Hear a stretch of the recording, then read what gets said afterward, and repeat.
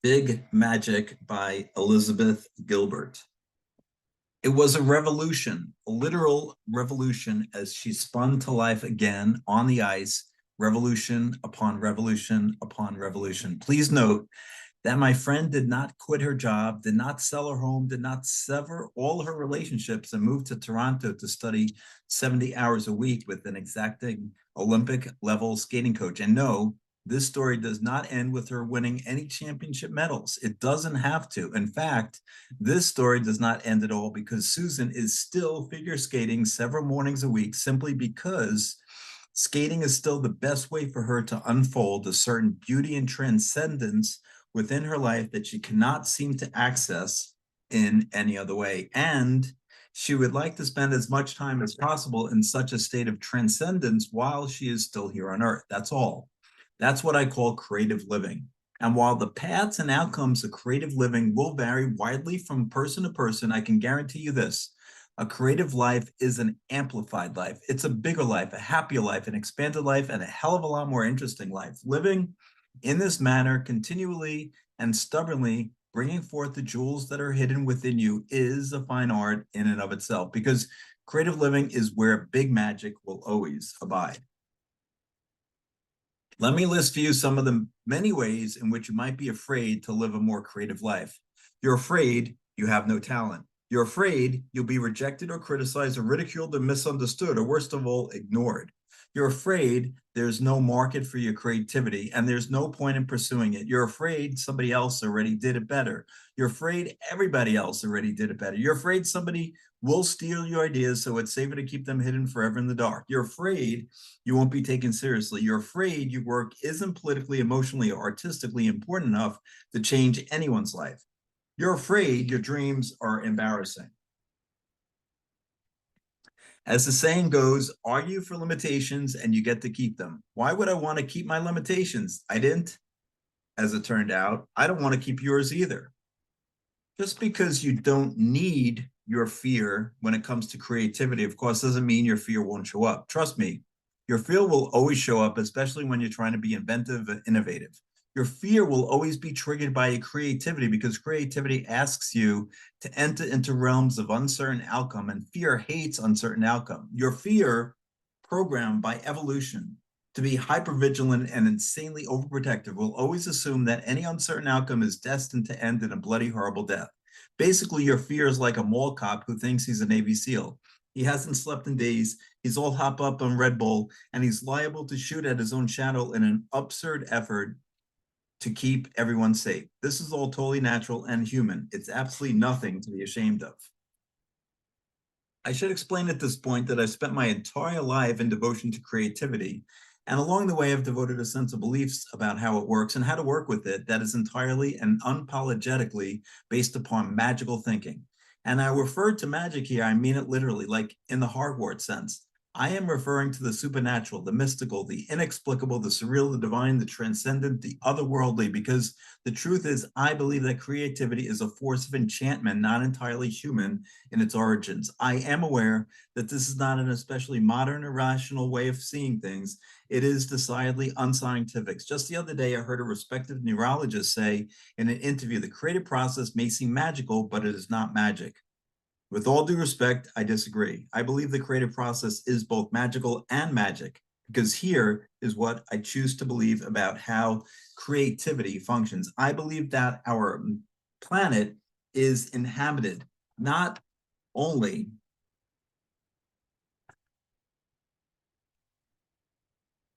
by animals, but by ideas. Some of the art that people have created across the centuries is absolutely sublime, and some probably did emerge from a grand sense of seriousness and sacredness, but a lot of it didn't. A lot of it is just folks messing around for their own diversion, making their pottery a little prettier, or building a nicer chair, drawing penises on walls to pass the time, and that's fine too. You want to write a book, make a song, direct a movie, decorate pottery, learn to dance, explore a new land. You want to draw a penis on your wall? Do it. Who cares? It's your birthright as a human being, so do it with a cheerful heart. I mean, take it seriously, sure, but don't take it seriously. Let inspiration lead you wherever it wants to lead you. Keep in mind that for the most For most of history, people just made things, and they didn't make such a big freaking deal out of it. We make things because we like making things. We pursue the interesting in the novel because we like the interesting in the novel. And inspiration works with us, it seems, because inspiration likes working with us, because human beings are possessed of something special, something extra, something unnecessarily rich, something that the novelist Marilyn Robinson calls an overabundance that is magical. Are you considering becoming a creative person? Too late. You already are one. To even call somebody a creative person is also laughably redundant. Creativity is the hallmark of our species. We have the senses for it.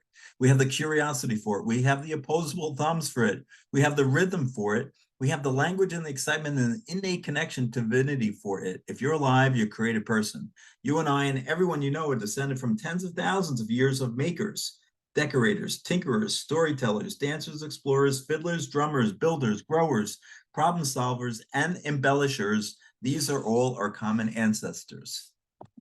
The arrogance of belonging is not about egotism or self-absorption. In a strange way, it's the opposite. It is a divine force that will actually take you out of yourself and allow you to engage more fully with life. Because often what keeps you from creative living is your self-absorption, your self-doubt, your self-disgust, your self-judgment, your crushing sense of self-protection.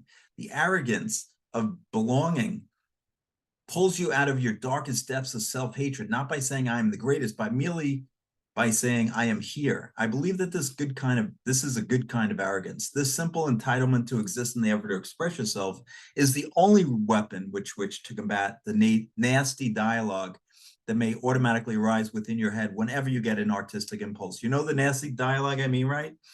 I'm talking about the nasty dialogue that goes like this. Who the hell do you think you are trying to be creative? You suck, you're stupid, you have no talent, you serve no purpose. Get back in your hole.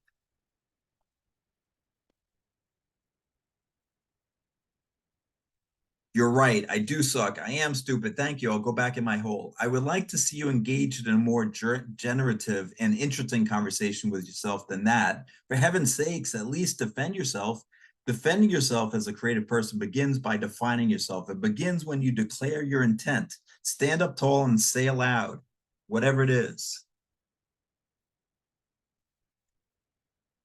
But you must be the one to start that conversation, and then you must feel entitled to stay in that conversation. This proclamation of intent and entitlement is not something you can do just once and then expect miracles. It's something you must do daily, forever. I've had to keep defining and defending myself as a writer every single day of my adult life, constantly reminding and re-reminding my soul and cosmos that I'm very serious about the business of creative living, and that I will never stop creating no matter what the outcome and no matter how deep my anxieties and insecurities may be. Over time, I found the right tone of voice for these assertions too. It's best to be insistent but affable. Repeat yourself, but don't get shrill. Speak to your darkest and most negative interior voices the way a hostage negotiator speaks to a violent psychopath, calmly but firmly. Most of all, never back down. You cannot afford to back down. The life you are negotiating to save, after all, is your own.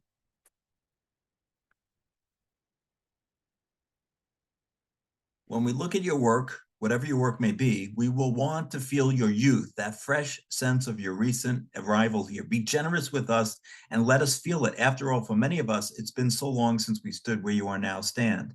If you are older, trust that the world has been educating you all along. You already know so much more than you think you know. You're not finished.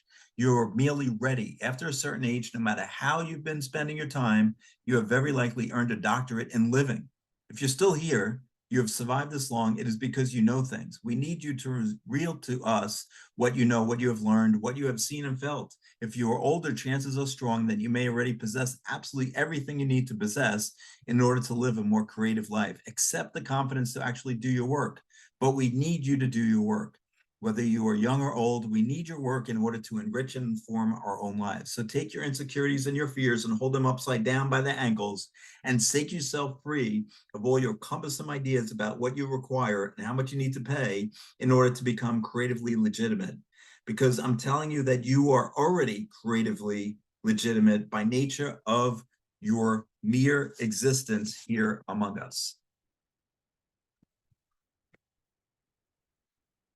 I recently read a fabulous blog by a writer named Mark Manson who said that the secret to finding your purpose in life is to answer this question in total honesty. What's your favorite flavor of shit sandwich? What Manson means is that every single pursuit, no matter how wonderful and exciting and glamorous it may initially seem, comes with its own brand of shit sandwich, its own lousy side effects. As Manson writes with profound wisdom, everything sucks some of the time. You just have to decide what sort of suckage you're willing to deal with. So the question is not so much what are you passionate about? The question is, what are you passionate enough about that you can endure the most disagreeable aspects of the work? Manson explains it this way. If you want to be a professional artist, but you aren't willing to see your work rejected hundreds, if not thousands of times, then you're done before you start. If you want to be a hotshot court lawyer, but you can't stand the 80-hour work weeks, then I've got bad news for you. Because if you love and want something enough, whatever it is, then you don't really mind eating the shit sandwich that comes with it. If you truly love having babies, for instance, then you don't care about the morning sickness. At some point, you really just have to finish your work and release it as is, if only so that you can go on to make other things with a glad and determined heart, which is the entire point, or should be. I never promised the universe that I would be a great writer. God damn it. I just promised the universe that I would be a writer. At 75 pages in, I nearly stopped. It felt too terrible to continue, too deeply embarrassing, but I pushed through my own shame only because I decided that I refused to go to my grave with 75 pages of an unfinished manuscript sitting in my desk drawer. I did not want to be that person. The world is filled with too many unfinished manuscripts as it is, and I didn't want to add another one to that bottomless pile. So no matter how much I thought my work stank, I had to persist. I also kept remembering what my mother always used to say, done is better than good. I heard that simple adage of my mother's again and again the entire time I was growing up.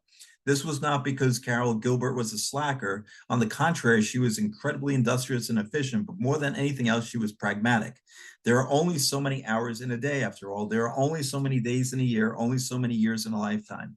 You do what you can do as competently as possible within a reasonable time frame, and then you let it go. When it came to everything from washing the dishes to wrapping Christmas presents, my mother's thinking was much in line with General George Patton's. A good plan violently executed now is better than a perfect plan executed next week. Or to paraphrase, a good enough novel violently written now is better than a perfect novel meticulously written never.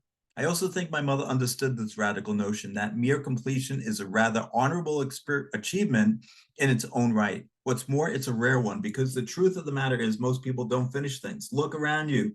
The evidence is everywhere. People don't finish. They begin ambitious projects with the best of intentions, but then they get stuck in a mire of insecurity and doubt and hair splitting, and they stop. So if you can just complete something, merely complete it, you're already miles ahead of the pack right there. You may want your work to be perfect. In other words, I just want mine to be finished. Don't let go of your courage the moment things stop being easy or rewarding, because that's the moment when interesting begins. There's a famous question that shows up, it seems, in every single self-help book ever written. What would you do if you knew that you could not fail? But I've always seen it differently. I think the fiercest question of all is this one. What would you do even if you knew that you might very well fail? What do you love doing so much that the words failure and success essentially become irrelevant? What do you love even more than you love your own ego? How fierce is your trust in that love? You might challenge this idea of fierce trust. You might buck against it. You might want to punch and kick at it. You might demand of it, why should I go through all the trouble to make something if the outcome might be nothing? The answer would usually come with a wicked trickster grin, because it's fun, isn't it? Creativity is sacred, and it is not sacred. What we make matters enormously, and it doesn't matter at all. We toil alone, and we are accompanied by spirits. We are terrified, and we are brave. Art is a crushing chore and a wonderful privilege. Only when we are at our most playful can divinity finally get serious with us. Make space for all these paradoxes to be equally true inside your soul, and I promise you can make anything. So please calm down now and get back to work, okay? The treasures that are hidden inside you are hoping you will say yes.